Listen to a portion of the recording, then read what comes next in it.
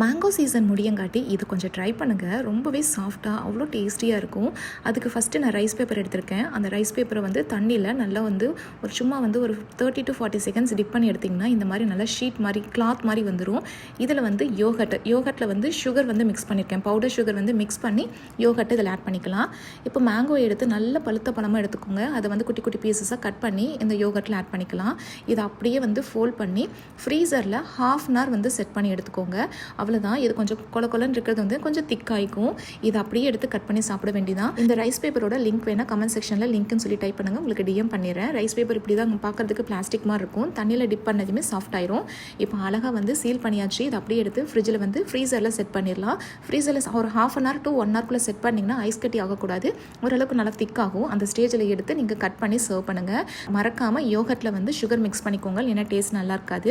இது அப்படியே எடுத்து ஒரு பைட் வைக்கும்போது ரொம்ப சூப்பராக இருக்கும். மேங்கோ மோச்சி வந்து ஈஸியாக ரைஸ் பேப்பர் வச்சு நம்ம ரெடி பண்ணியாச்சு. கண்டிப்பாக நீங்களும் ட்ரை பண்ணி பாருங்கள். இந்த மாதிரி கண்டென்ட்க்கு பேஜை ஃபாலோ பண்ணிக்கோங்க. நெக்ஸ்ட் வீடியோவில் பார்ப்போம். பாய்.